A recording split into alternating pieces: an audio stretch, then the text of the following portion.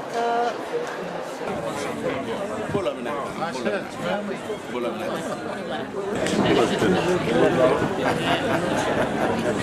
the good efforts of the platform.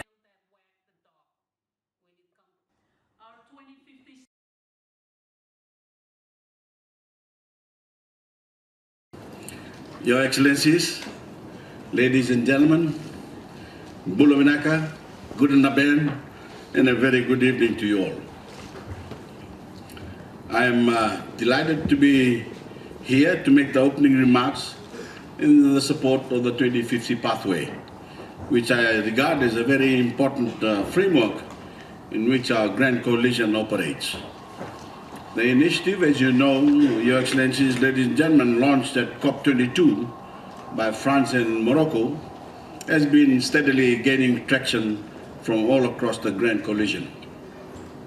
We now have large numbers of businesses, states and cities, as well as national governments, making plans to accelerate climate action, all with a view to achieving net zero carbon emissions in the longer term. I want to pay tribute to Lawrence Tubiana and recall what he said last year. Having a good plan is never a sufficient condition for success, but not having one is always a recipe for failure. Friends, 2050 pathway is a good plan, and as COP23 President, I want to provide you with all the support I can to build on the momentum that we already have established. Over the past few days, I've been speaking at a number of events in and around the Bond Zone that display many ambitious commitments made by what were once called non-state actors, but are now called non-party stakeholders. You see, I'm already learning the language. But I'm also learning that even people who are under pressure to deliver in the short term are thinking long term. And I've always thought that it is one of the great duties of anyone in a leadership position, whether it is in government, the private sector, or any walk of life, to make decisions as if the future matters, not just for short-term experience. By definition, the 2050 pathway means laying a proper foundation for those who follow us and will make decisions themselves in the world we build now. We must always be aware that we may not get the credit for the decisions we make, but others who follow us will be in a much better position because of the commitment we showed. We also know that sometimes you have to take some flack for having the courage to be a pioneer. Governor Arnold Schwarzenegger praised Governor Brown yesterday for his early promotion for renewable energy in California, when he was mocked by critics but stood firm. And now we know that the economic development of that great state has prospered as a result.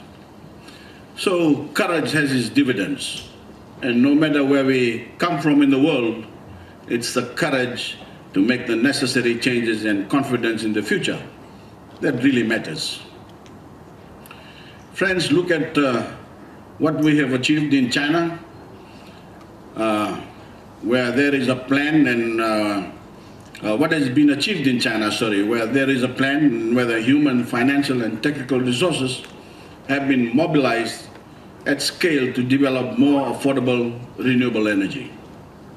The long-term plan has not only benefited China, low-cost renewable technology is now available at low cost anywhere in the world. Germany made its own contribution to renewable energy in its own way with its own plan. And while there are obviously differences in the approach, the common element is commitment to a transition and the creation of a new energy system. Friends, along with better planning at the national level, the scale of corporate climate action supporting the Paris Agreement is remarkable. I've been impressed to learn that 89% of the world's largest emitting companies now have carbon emission targets, science-based targets, not figures plucked from the air. And 20% of those companies are planning low-carbon strategies to 2030 and beyond. These are pathways to prosperity and a safe climate in themselves, and there are many other ways to get our own objective.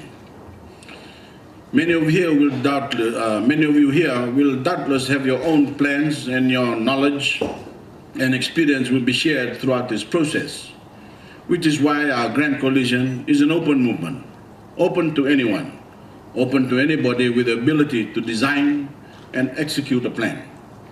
We all know that in any campaign, you must set an objective, but you must also take decisive and effective first steps. And we all need to move more rapidly towards our objective. Indeed, the next 5 years are absolutely critical. We need to make the hard yards now if we are to have any chance of winning. We have to win a lot of contents in the economy. We have to also win a lot of contests in the economy. Clean energy has to beat dirty energy, and it has to win on cost. It has to win for many, not just a few. And that is to lead to a better life, better health, clean air, and a better relationship with our planet. We also have to win the battle of ideas. And that is the wonderful thing about the 2050 pathway. It provides a space for those ideas to flow into, as well as a structure that will help us attract the resources we need, including the investment in the trillions of dollars required to meet our target. I want to thank all of you who have taken such great strides along this pathway. And I want to close by paying tribute to my climate champion and friend, Enia Seriratu, for his commitment and spirit. Thank you, Your Excellency, for the opportunity to address you this evening, and I wish you well in your deliberations. Danke schön.